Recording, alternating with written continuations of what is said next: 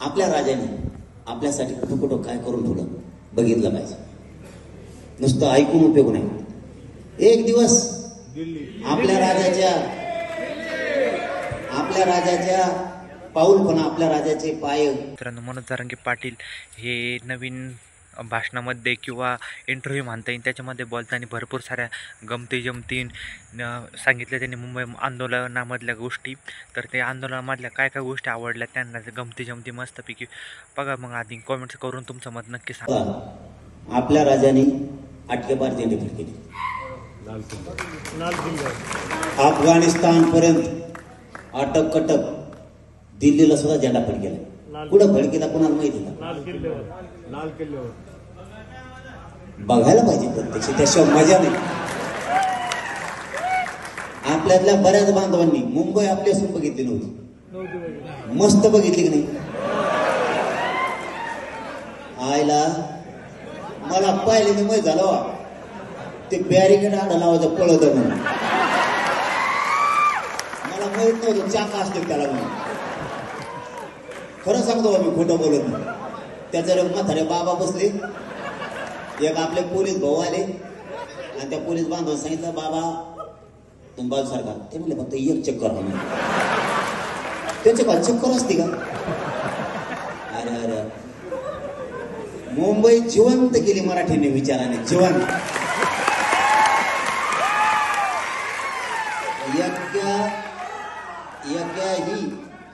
एकही माय माऊलीला त्रास दिला नाही माझ्या मराठ्यांनी. याला म्हणते संस्कार. मुंबईतल्या सामान्य माणसाला सुद्धा नाही, कोणालाच नाही. एक जण तर ते बारशाला पठ्ठ्या त्या कोणवरच चालला. कुणी बघून येत होत. माझ्याकडे एक माणूस आला, नाव नाही सांगत आम्ही. तो म्हणला मग त्याचा काहीतरी व्यवसाय असेल समुद्रात, आपल्याला माहित नाही काय असं. त्यांनी सांगितलं पण मी नाही सांगत. ते म्हणे मी आज पहिल्यांदा बाहेर आलो. मी परदेशात जातो, दुसऱ्या राज्यात जातो. पण मुंबईत आल्याच्या नंतर विमानतळावरून डायरेक्ट घरीच. कोण होतं कोणाला माहिती. आलो व्यासपीठावर कशी सांगायला. म्हणलं तो काय काम मग इकडे? ते मला एक गोष्ट सांगायला मला रावाना म्हणून आलो. हिंदी ऐकत होतं ते जमलं. त्याचे हिंदी ते जुळलं. ते मला व्यासपीठाच्या खाली भेटलं तिकडे जाताना. बाथरूमला चाललो होतो मी त्या टायमाला. ते म्हणे माझ्या दादाच्या पुढं नारळ झाड असं कव्हाच बघित नाही बाबा. तर माणसं चालले एक नारळ ठेवलं नाही बाबा म्हणे त्याला. आणि मग बघितलं म्हणे आम्ही नारळ तर काढले, पण आता त्याला चाकू तर लागेल ना कापायला. मी बघतो म्हणे खिडकीतून. त्याने वरून तोडीत आहे, खालचा टाकीत आहे. खालचं म्हणे इथून तिथून लोखंडाच्या गज बसले, त्याला भाल्यासारखं बसलं. त्याच्यात घातलं म्हणे, पेलं पाणी लगेच. म्हणजे तेवढं सांगायला आलो म्हणे. तर मी एवढा आनंद झालो म्हणे त्या झाडावर चढणाच कसे. म्हणजे जे मुंबईला दोन गोष्टी माहित होत्या, नोकरीला जाणं आणि घरी येणं, त्यांना हे माहित झालं याच्याही पलीकडे एक जीवन आहे. त्या मुंबईतल्या काही बांधवाला बॅरिकेडला बांधल्या सोली लोक अडवण्यासाठी. झोका बांधायला त्यांनी पहिल्यांदाच बघितलं. याचा झोका बोलतो बाबा. दिल खुलास मुंबईला ठेवलं, आनंदी मुंबईला ठेवलं मराठ्यांच्या पोराने. आणि आनंदीत वापस आहे. त्यांनी लय सेवा केल्या.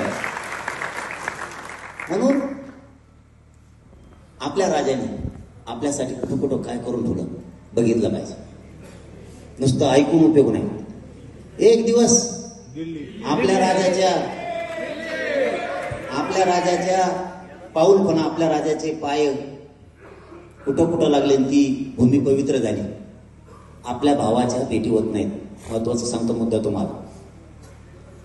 आपल्या बापापासून आपलं लेकरू जर दुरावलं, हरवलं आणि ते 20-25 वर्षाने त्या बापाला भेटावं, कटोळून मिठल मारून दोघं आनंदाने भेटते.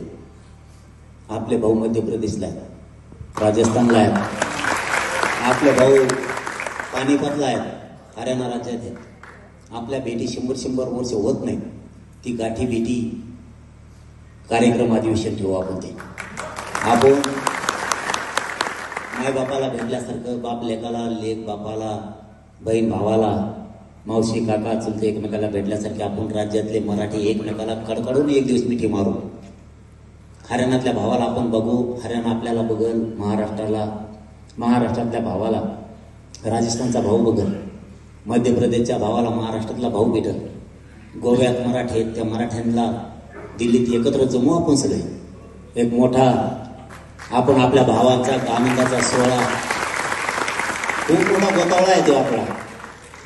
बिहारमध्ये येत आपण, उत्तर प्रदेशमध्ये येत, बेळगाव कर्नाटकला आहेत, आंध्र प्रदेश तेलंगणाला आहेत, तामिळनाडूला तंजावर सारख्या ठिकाणी मोठमोठाले शहर आपले बंगळुरू सारखे बसले आहेत.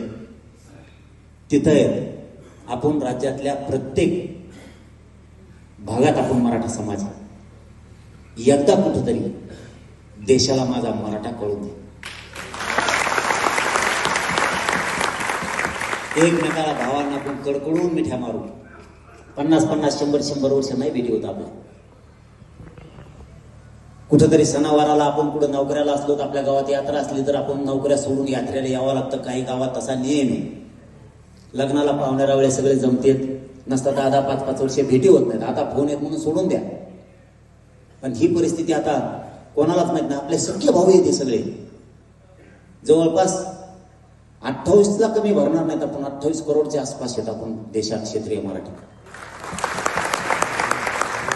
एवढे नाही, फक्त दिसत नाही. आता जसे मराठी दिसले तसं दिसणं सुद्धा गरजेचं आहे. असं उपयोग नाही. आपल्या राजाने आपल्यासाठी कुठं कुठं काय करून ठेवलंय.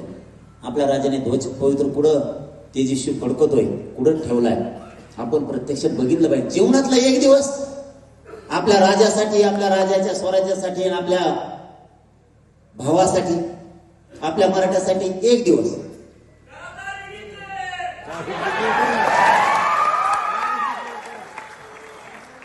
आपल्याला आपण सुरू केलंय, सांगितलं नाही, फक्त तारीख राहिली. तारीख जरा लांब घेऊ तर आपलं हे अंमलबजावणी आधी डोक्यात येत नाही. या दोन एकदा झालं मस्त फिरून यायचं. रेल्वे फिरवे कोणी काय घ्यायचं नाही, संघ गाड्या घोड्या नाही घ्यायचं, काही नाही.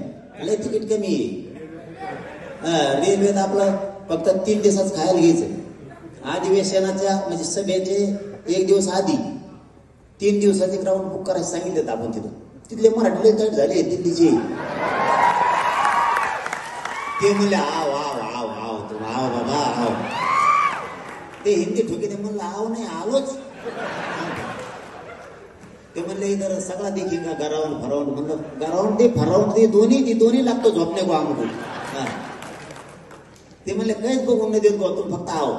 म्हणलं आलो तच आम्ही. एकदा ना माझा मराठा एकत्र करू आपण दिल्लीच्या दफ्तरात.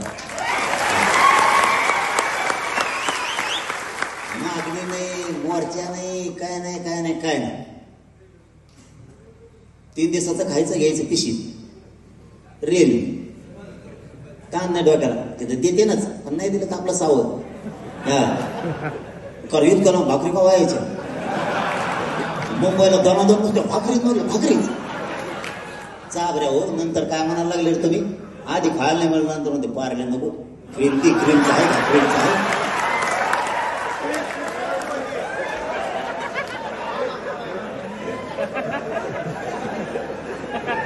आणि तिकडं येऊन गेला कोण भाकऱ्यांना आपल्याला. आपलं हरियाणा लय श्रीमंत मराठी आहेत बरं का. आपल्याला हरियाणाचे मराठी एवढं बी तुक नाही लागणार, इतके श्रीमंत आहे. त्यांना काय 80 किलोमीटर आहे दिल्ली. लागेल तेवढं खायला आणतील ते. पण हिंदी कमी नाही पडणार. पण आपलं सावध बरं आहे.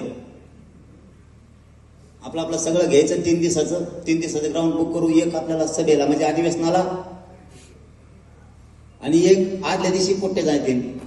झोपायचं कुठं तर पडे आपल्या ग्राउंडवर. त्यासाठी ते ग्राउंड दोन्ही नुसते झोपायलाच घेतोय आपण. सभेच्या अगोदरच्या दिवशी, सभेच्या दिवशी, आणि त्याच दिवशी नाही रेल्वे लागल्या तर दुसऱ्या दिवशी यायला लागतं. झोपते कुठं तर तेच ग्राउंड. सकाळी झोपायचं निवांत येत. आता सुकळमय झालंय पोर आहे. पुढं जा म्हणलं का पुढं जाते. त्यांना म्हणलं मागून दमाने ते म्हणते तुम्ही हो पुढं आलं तुझा. सगळं झालं. कोणची गाडी कवा आहे तिच्यातून उतरते, तिच्यातच बसते. ते अधिकारी माझ्याकडे येते. मला ते म्हणते भाऊ येऊ कोवर. म्हणलं ते म्हणते एकच काम करा फक्त, तर पुंगाण्या बंद करा म्हणजे पुंगाण्या काय असं पुंगाण्या म्हणजे काय ते म्हणे अशी लांब लाईन धरली आणि पिपाने हातात धरलं शर्ट धरले म्हणजे नुसते पळ दे म्हणे